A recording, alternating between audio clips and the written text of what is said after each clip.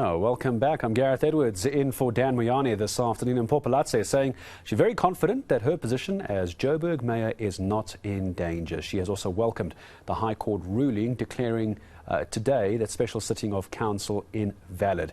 That sitting was called by COPE's Colleen Makhubele.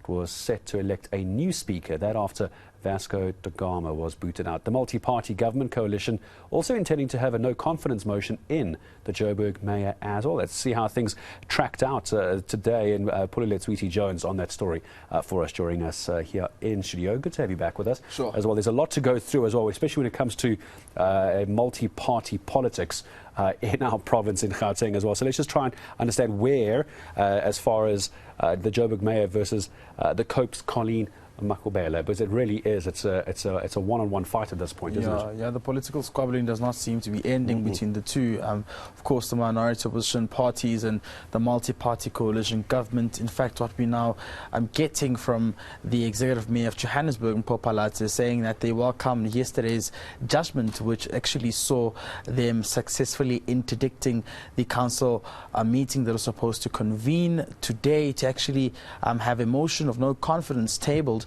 against Mpho Phalatse. She was actually, on the line of actually facing that motion, which would have been a secret ballot motion. But of course, them interdicting this means that that council sitting was then considered null and void, and therefore it means the acting city manager will then preside over the next council session, where they will be running over the affairs of council, looking most importantly, I will say this, into service delivery. Residents at the centre of this year. So it'll be interesting what the acting city manager has to say about that. But the DAs welcomed this, saying that they're happy with yesterday's judgment, and perhaps we can just take a listen to what they had to say. The Johannesburg multi-party government welcomes the judgment handed down by the Honourable Judge Gcina Malindi in the High Court, which is in line with the position that we have held. Judge Malindi ruled that the notice issued by the Chair of Chairs, Councillor Colleen Makhubele, for an extraordinary sitting of council to sit on Tuesday, the 13th of September 2022, which is today, is invalid, null and void. Furthermore, that the meeting called for Tuesday has been interdicted from taking place. The ruling went on further to state that, contrary to what Councillor Makhubele and her allies believe, she is not the acting speaker and is interdicted from holding herself out as purporting to be exercising any of the statutory functions of the acting speaker. The city and the multi-party government have long contended that the office of the speaker remains vacant until such time the city manager convenes a sitting of council to elect an acting speaker or speaker of council from among the members of the House. The actions of Councillor Makhubele. So in and amongst all this infighting as well, Pule, we need to talk about service delivery, which we will over the next few days, but that's what residents are going to be concerned about, is service delivery. However, the impression many people are getting is that Mpho Phalatse is more concerned about numbers and her confidence in those numbers. Yeah, definitely. I also think that, firstly, the appointment of Brian Maduka, acting city manager, coming in to preside, that, council is expected to sit month end, will be very difficult and challenging. It will be, grappled by a lot of disruptions coming from opposition parties, like we've seen before.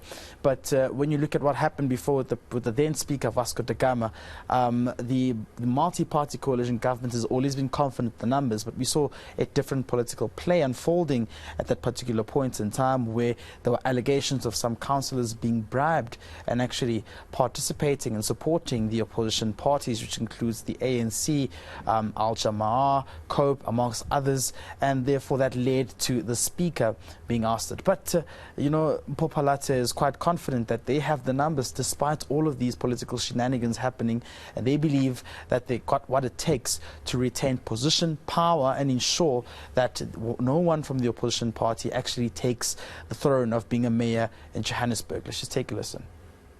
Our numbers, as I've already said, are intact. We already passed the 135 mark. In fact, we already passed the 136 mark, and we're just looking at the extras. So there is no need for us to stall, because even if we were to go to council today, we would have the numbers to defeat whatever that the opposition tries to bring. So no, that's not true.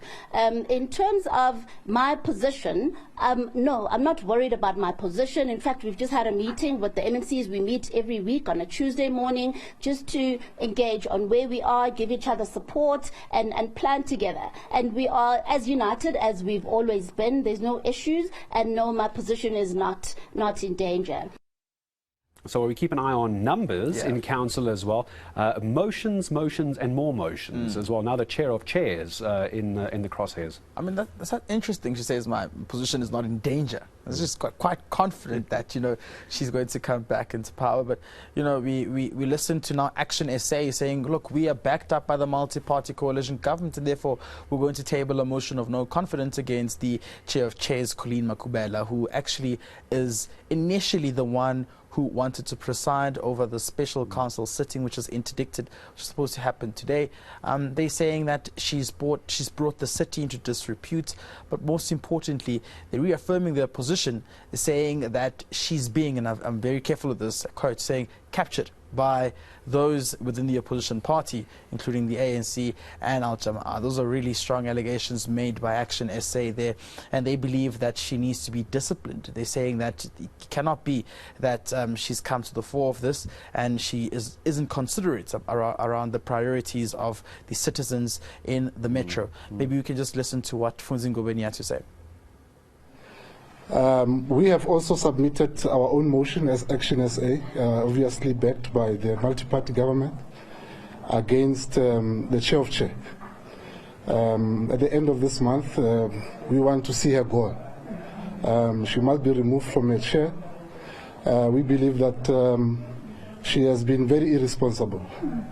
She has really put the city into disrepute, and we can't have an individual like that. It's unfortunate, because we have worked with her so well since the beginning of this term, and she has allowed herself to be captured by people that have no interest in saving the resident of this country.